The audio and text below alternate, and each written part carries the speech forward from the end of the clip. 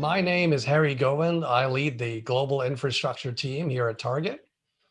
A really warm welcome to all of you for our second edition of Elevate.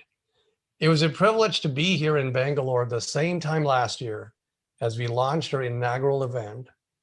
And I can't help but wonder if we would ever have launched an entirely virtual second edition if it weren't for the global pandemic. So let me tell you a little bit about Prerna.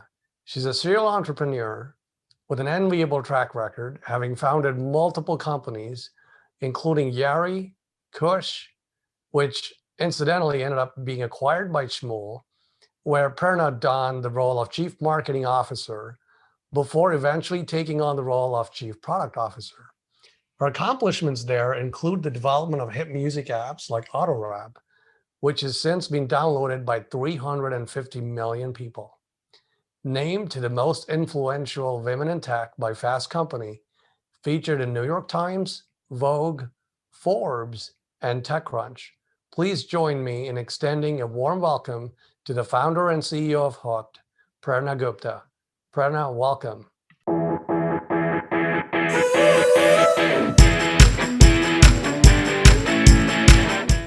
Hello, everyone. It's wonderful to see all of you this morning for you, evening for me.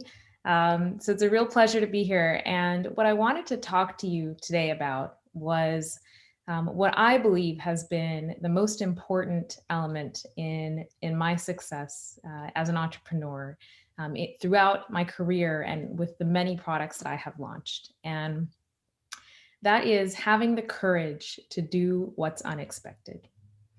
Growing up as Indians, and especially, I think, as Indian women, we are taught to do exactly what's expected of us, our duty, our dharma.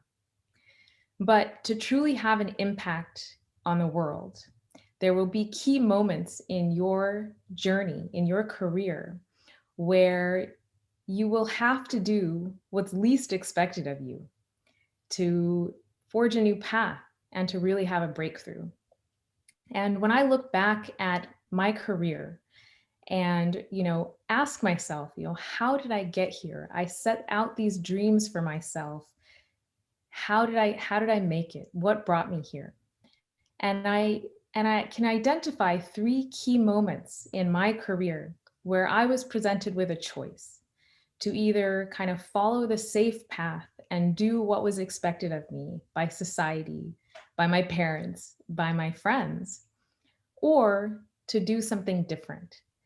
And it is the decisions that I made in those moments that led me to the success that I've had. And so I wanted to just share those moments with you, with the hope that they will inspire you as you go through your career and as you embark on your journeys. The first decision came when I was 22 years old. I had recently graduated from college from Stanford University here in the Bay Area. And I was working as a management consultant in a large consulting firm. And I took this job because, going to Stanford, I'd always had this dream to have a big impact on the world. And as I had gone through my studies, I studied economics, and I decided that business was one of the greatest ways that we can really have an impact in people's lives. And so I knew I wanted to start a business, but I didn't know anything about business and I didn't know what I wanted to start. So I thought, let me go work as a management consultant and learn about other people's businesses. And through this, hopefully I will figure out how to create my own business. 6 months into this job, and I started to feel very disheartened because I felt that the work that I was doing on a day-to-day basis really didn't matter and wasn't really having an impact at all. And so, I had a decision to make. It was very unusual at 6 months out of college to question these sorts of things. I was on a very set path. You work at a consulting firm for 2 to 3 years, you apply to business school, hopefully you get into Harvard or Stanford Business School, and then you go get a higher paying job. And like this, you work your way up and you become very successful. But there was something deep inside me that was saying, as I went to work every morning, that what I'm doing here is not using my talents to their full potential. And this doesn't feel right to me. And so I made a decision in that moment to do what was unexpected of me and to leave that job 6 months in and to go get a job that I felt would bring me closer to my dream of starting a company. So after 6 months at a consulting firm, I quit and I joined a venture capital firm to start investing in startups so I could be closer to startups and learn from them. 6 weeks into that job, I realized that I was no closer to my dreams, and I had joined a culture that wasn't a good match for me. I didn't like the culture at all, and I felt like I'd made a horrible mistake, and again felt this restlessness that I was wasting my time. This was in the summer of 2015. So I was just about a year out of college, I guess, 9 months out of college at this point. And Facebook had just raised their first financing round. And so it was just this idea of social networking was just starting to come out in Silicon Valley. And I had this sense that this is something that would eventually be big all over the world. And so I started to wonder, what if I were to start something like this in India? Could social networking take off in India? And I just had this moment one day where I woke up and I said, that's what I want to be doing. I want to go start my own company. And this is the company I want to start. I want to go build a social networking site for India. So my second job, out of less than a year out of college, and I decided to quit 6 weeks into that job. I put in my resignation, and I found a co-founder, and we moved to India and started our first company. I started it with the person who would eventually become my husband. His name is Parag. We are now do all of our companies together. And it was one of the craziest things I've ever done. In that moment, everyone around me was questioning me. My peers, all of my friends thought I was crazy. They were all in very secure jobs. They were starting to get promoted. They were doing very well for themselves. Back then in 2015, it was not cool to do startups. It was a very unusual thing to be doing. And people, everyone was scratching their heads saying, what is this? What is this person doing with their careers? My parents were horrified, obviously. But I really felt that this was the right thing for me. And so I took the leap. I ended up doing that startup for 4 years. It was called Yari, meaning friendship, of course, in Hindi. And the dream was to make the Facebook of India. And it was, when we first moved to India and started trying to build this site and raise financing for it, raise funding, everybody that we talked to thought we were crazy. They said, social networking is never going to work in India. People aren't going to be comfortable putting their profile pictures online. People are too conservative here. This is a terrible idea, et cetera, et cetera, et cetera. And so it was really, really difficult to get people to take us seriously. But we kept at it. Over time, we got about 2 million users on the site. And then, of course, Facebook came into India and became the Facebook of India. And so after 4 years of lots of ups and downs and some successes and many, many failures, it became clear to us that there was really no path forward with this. There was no way, obviously, we were going to compete with Facebook. And so I kind of had to come to terms at that point with the reality that my startup had failed. And I had a decision. So I was 4 years out of college with basically, holding a rotten bag in my hands, essentially. And so this was kind of moment number 2. It was a very difficult period for me because here I had kind of taken this risky path, done what everyone was telling me not to do, and it kind of hadn't worked out. I had done a startup, and ultimately, it was like, oh, maybe they were right. Maybe they were all right when they said I was going to fail. I had failed. Meanwhile, all of my peers, they were 4 years in. Most of them had gone to business school. They were just about to getting job offers, making a lot of money. I had no savings. I'd made almost no money during this time. My resume looked terrible. And I started to ask myself, oh my gosh, have I made a terrible mistake? And at this point, the expectation was for me to go back with my tail between my legs and go back on the straight and narrow path and go do what was expected of me. Try and get into business school, go get a normal job.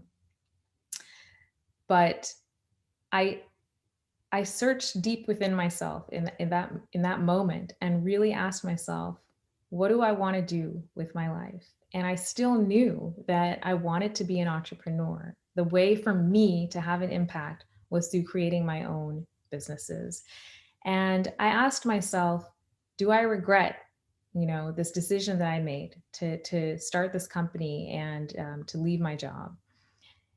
And what realized was that even though I had on the face of it failed, what I had learned during that time had been incredible. And the growth that I had experienced and the person that I had become through that 4-year journey was exactly who I wanted to be. And I was very proud of it. And so I decided that I had done, because I had followed my heart, it was absolutely the right decision. And I was not going to judge myself by the material success or failure that I had had, but rather by the learnings that I had had. And at that time, my husband and I had an idea for a second startup. This was now early 2009. The iPhone had just recently launched. The App Store had just recently launched, and mobile apps were all the rage. And at the time, we were living in Atlanta, Georgia. My husband had taken a job as a professor at Georgia Tech, creating music technology, basically using machine learning technology to help it make music more interesting and more accessible to people. And so we had this idea to take some of that technology and turn it into interesting iPhone apps that could help people make music on their phones. This was a big passion area for me. I'm an amateur singer. I've been singing my whole life. And so the ability to kind of create these little instruments on the phone and sing with them was really, really cool and fun and inspiring for me. So we basically, shut down our old startup and decided to kind of go dive right back into this second startup. And again, in that moment, people were shocked because they thought I'd finally kind of learned my lesson and was going to go and finally start making some money and, go have a real career. But I decided to follow my heart again. And the second time around, things were a lot different. Fundraising was suddenly a lot easier. I'd become much better at building products, and I'd become much faster at it. And one thing kind of led to another, and things started to click. We launched our first app in later that year in 2009. It was a singing app called La Di Da, where you could sing and it would create accompaniment music to match whatever any song that you decided to sing. That app rose to the top charts. I think it got as high as number 20 overall in America. And we had some really good feedback on that. And then that idea led to another idea for an app called Songify, which turns speech into song. You can say anything you want and it'll process it and turn it into a song. And that was really kind of the moment where everything took off for us. Songify, 3 days after we launched it, became the #1 app in the world on the App Store. And it was really just a dream come true. That was kind of the moment that, made my career. Soon after, about 6 months after we launched Songify, the company that Hari mentioned, Smule, reached out to us and made an offer to buy our company. And it was really an incredible moment, for me as a founder, not only to have the validation that, finally making all these crazy decisions could actually lead to success, but, also just finally having that, having security, financial security, and the ability to have independence and to be able to continue doing this thing that had been my dream, which was creating these products that brought joy into people's lives. So it was really incredible. And this now brings us to December of 2011. when Smule acquired my company, and everything changed. And it was really, like I said, it was a dream come true. We moved back to the Bay Area a few months after that. And then suddenly our lives started to look a little bit more normal. We sort of joined this company that was a larger company. I had kind of a title. I was chief marketing officer, and I was kind of starting to rise up the ranks. And then I became chief product officer.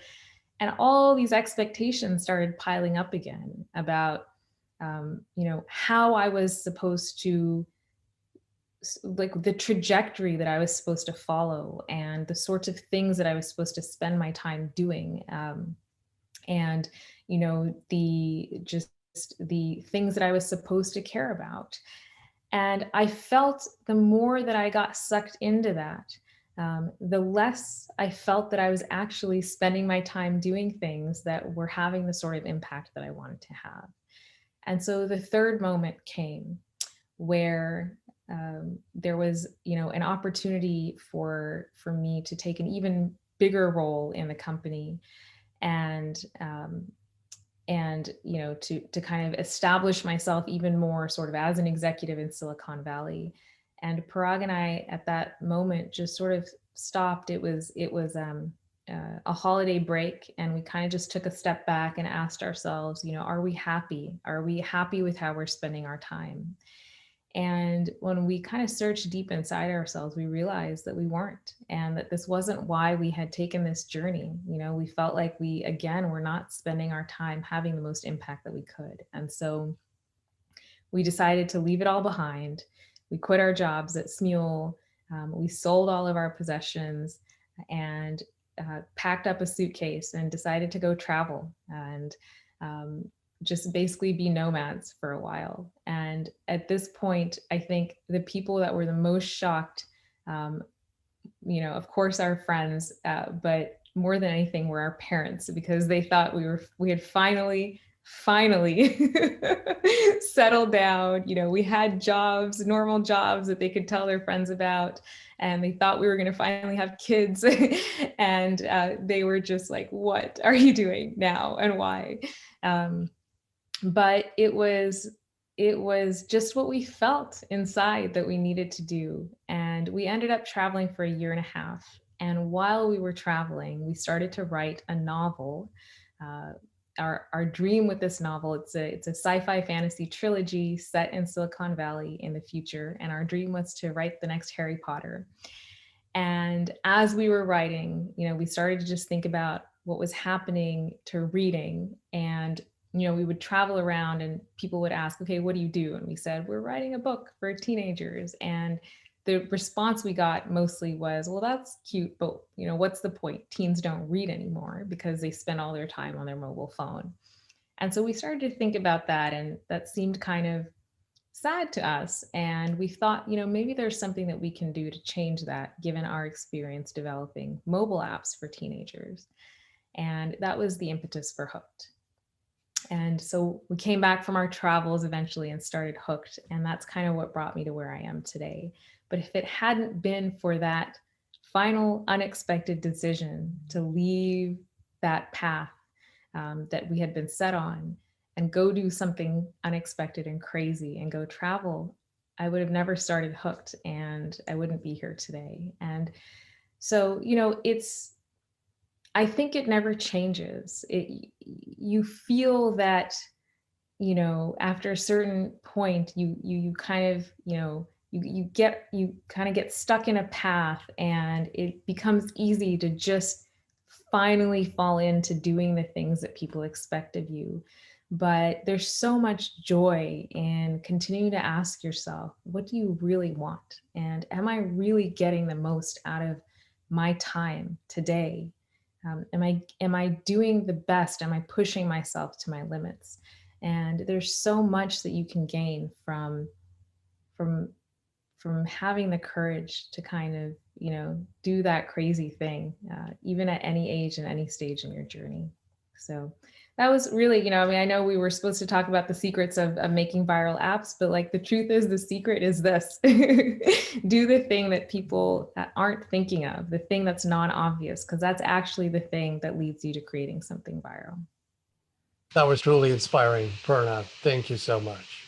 We're gonna start off with some questions. I know there's a lot of folks who are really inspired, and I'm starting to see some questions come in. But as we curate them, I took the liberty of jotting down a few questions as well as some audience curated questions from earlier on. So I'm gonna try and get this going.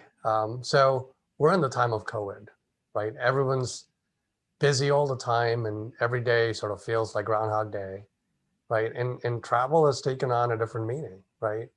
It now seems like a privilege when, just moments ago, it felt like it was something you just did over Thanksgiving or over the holidays.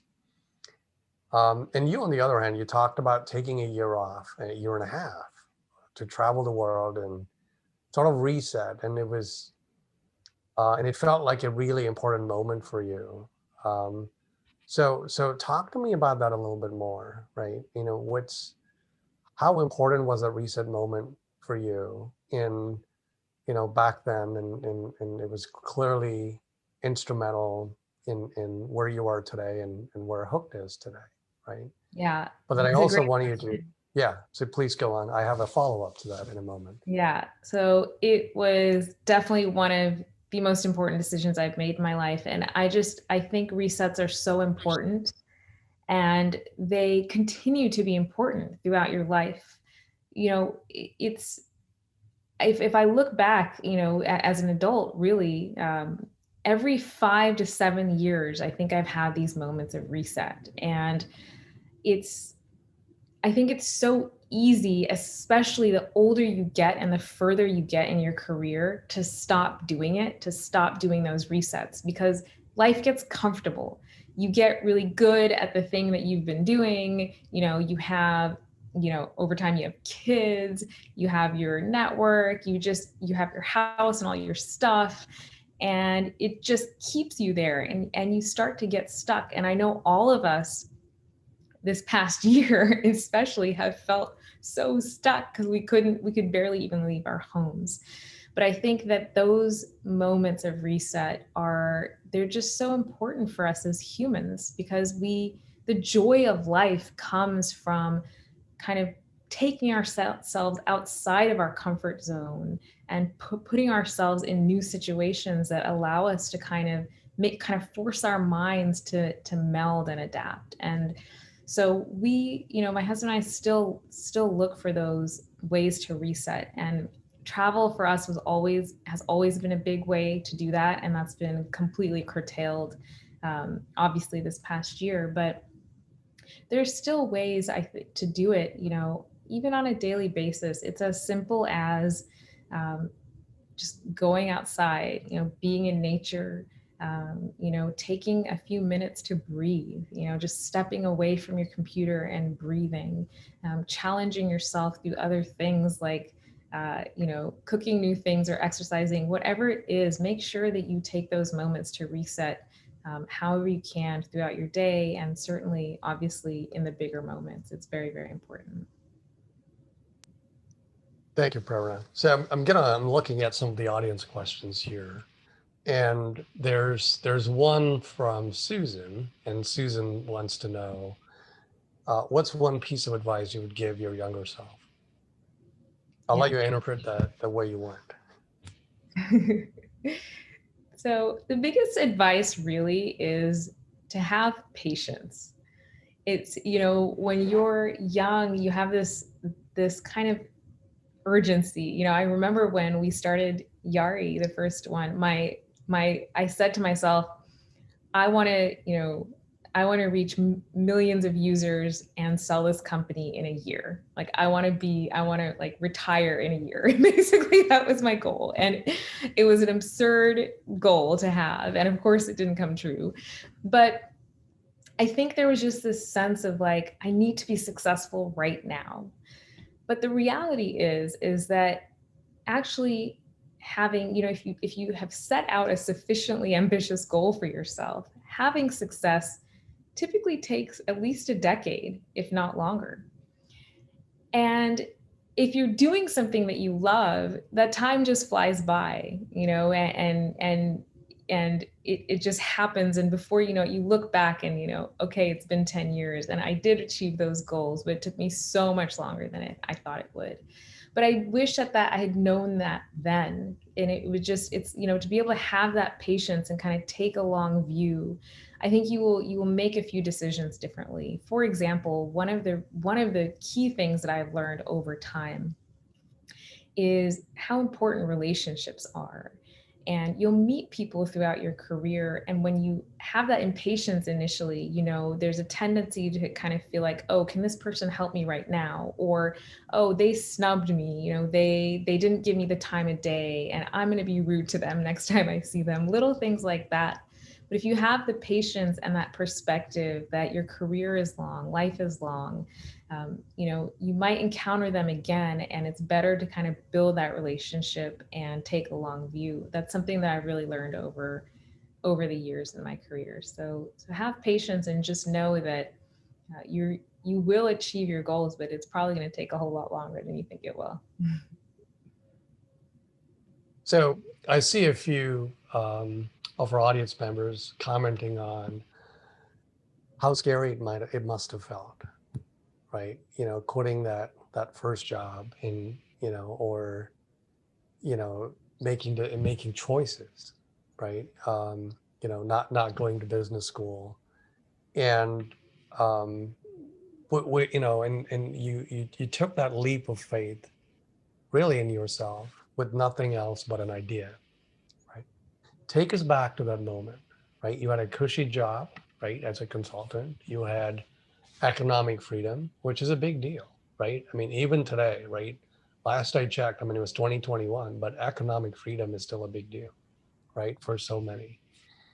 And you were in this role, you didn't have to worry about rent, expenses, you kind of had it made. Take us back to that moment. What was that like? Yeah. So it was very scary. And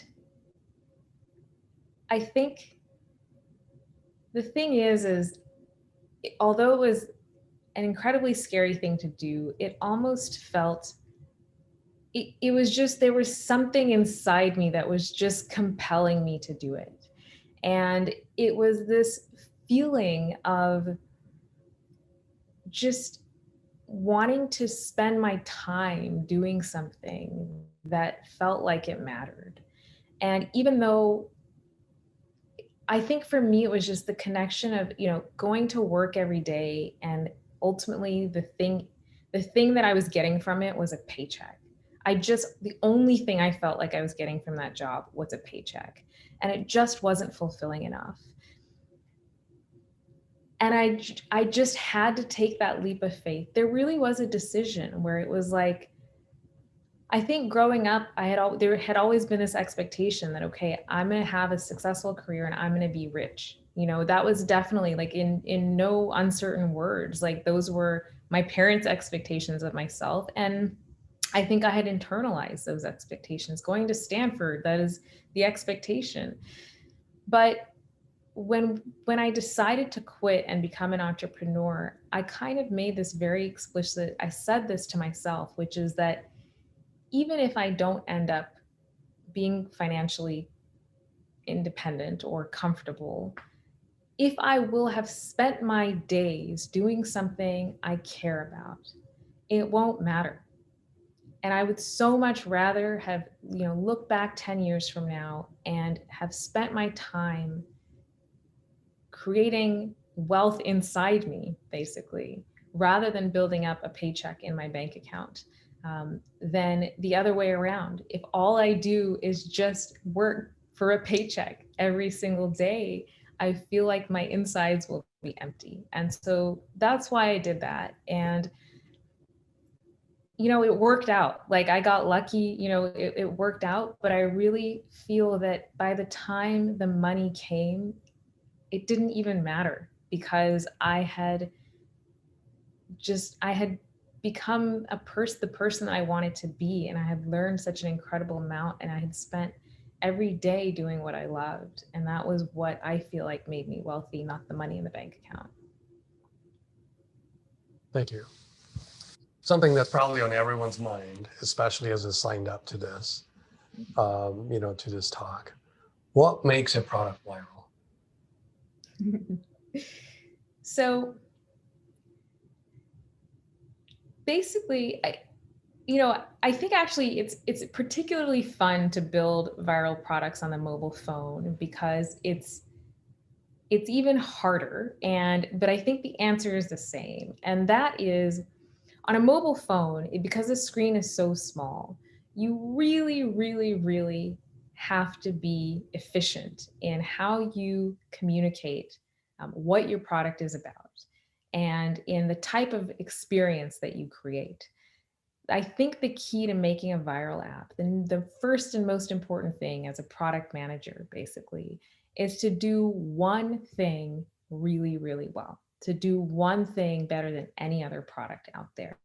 When you're first creating a product, you have this grand vision of what you want the product to be, and the kind of instinct initially is to put a laundry list of features into the product. And I did this with our first startup, the social networking site, yari.com. Like, we had way too many features. And I really think it's one of the biggest reasons it failed. If you put too many features in, your users don't know what your product is about. And it's also really hard to build something excellent. So the number one secret to actually making a viral app is just make it about one thing. Do one thing. Figure out what is the one thing that your app does that's better than any other app out there. And the other thing that I will add to that is, which is really just about how to create excellent products and be a great product manager. And I think this applies to every aspect, as an engineer, as a data scientist, and as a product manager. Really put yourself in the mind of the user. Generally, when you're thinking about creating something, you're thinking about it from your own perspective. But you are just one person, and you are a person who is creating the product. And so you already know way too much about it. If you are building the product from your own perspective, it's going to be overly complicated. Try and pull yourself out of your own head and really put yourself into the mind of the user, and be a psychologist. Try and think about, if someone were coming to this product for the first time and didn't know anything about it, what would their experience of this screen be? How would this text on this button seem to them? How would they parse it? Would it make sense or would it not? Really put yourself in the mind of the user. And those are really, I think, the two most important things in building a viral product. To all the women in tech who are listening today, what advice do you have for them in terms of finding the right mentor? Well, actually, the biggest advice is don't be afraid to ask. I think, it takes a lot of, you sort of feel, especially when you're starting off in your career, you don't want to bother somebody, or, you don't want to be annoying and whatever. They must get so many messages in their inbox, and who am I? And like, why would they ever respond to me? And all of that is probably true. But I've gotten so many opportunities by just literally sending a cold email. And 9 out of 10 people will have ignored me when I've sent a cold email. 9 out of 10 people will ignore you because they do get too many inbox messages in their inbox, and they probably don't care about you or know about you. But that one person who does will lead you to a really interesting opportunity. And you have to remember that even though it's a little uncomfortable or it can feel bad when they don't respond, who cares? It doesn't matter. The worst thing that happened is that they didn't respond. It doesn't hurt you in any way to just reach out and ask. I'll give you an example of that, which is I ended up writing relatively early in my career a couple of articles for the New York Times. And writing was something that was always a passion of mine, even before Hooked. And it's something that I really wanted to cultivate. And those articles came from literally just a cold email to an editor whose email I found. And I had an idea and I pitched her, and she responded to me and she liked it. And that led to a second article. And many years later, I actually ended up hiring that editor away from the New York Times to join Hooked as executive editor at Hooked. So, you just never know. Don't be afraid to reach out and ask. That's the best way to find great mentors. So you've had a lot of successes. What value do you place on failure?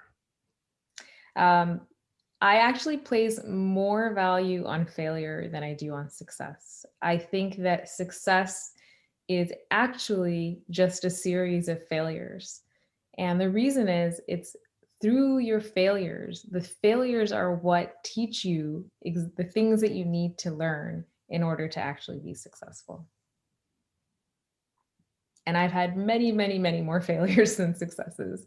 I've launched a handful of number one apps, but I've launched like dozens of apps that went nowhere. To everyone listening today who might be mulling over an idea or can't stop thinking about a concept that they would love to turn into a product, what advice do you have for them? The most important thing is just start. It's never going to be perfect. There's never going to be a perfect time. You're not going to have all the pieces together. Don't wait for that. Just start, because it's a living, breathing thing, and it takes shape and it grows as you start doing it. So don't wait, and it doesn't need to be your full-time gig. You can just do it on the weekends or on the evenings, but it will become real the moment you actually start working on it. Thank you, Prerna. And one last question for the road. What's next for you? So with Hooked, we are starting to take our top stories, our top performing stories, and actually produce them into movies and TV shows. And this was always our vision. When I first started writing my book, my goal was to create a book that eventually becomes a movie franchise. And so we're starting off small. I mean, these are for our mobile audience. They're not going to be in theaters or anything anytime soon, but nobody even goes to theaters anymore. So I think the world is kind of coming over to us. But yeah, we're becoming movie producers, and it's a lot of fun. Prerna, truly inspiring. Thank you for your insights. Something we didn't get a chance to catch up on earlier is that my daughter, she's studying computer science. She's a senior in college in Tempe, Arizona. And I was telling her earlier today that I'm going to be talking to you. And surprisingly, not only did she know who you were, she's also on the app. That's so cool. I know, right? And so she she texted me, and I think I even saw a text asking if the session was done, because she wants a quick summary of what it was all about. Oh, that just made my week. That is so awesome to hear. And thank you for sharing that with me. Absolutely. No, thank you. And that's awesome that she's studying computer science. That's really, really great. Congratulations to you and to her. Thank you. Thank you. So, I mean, I'm gonna share 3 things with her. And of course, I'm gonna point her at the video that's gonna come out later, right? Have the courage to do the unexpected. Only then can you truly change and live life to the fullest and live life to your potential. Believe in yourself. People around you may say that you have an impossible idea, but stay true to who you are and you will find success. I must ask on the second one, is there some margin of error for what Dad says? All right. Well, you will learn over time that your parents were probably right in a lot of things too. Well, thank you for that. So number 3, take time away. Ideas need exposure to different perspectives.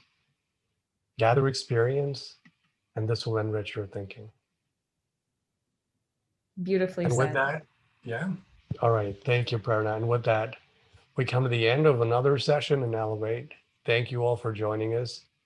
Do tune in tomorrow. We have a grand finale. Yeah, we have many more conversations lined up.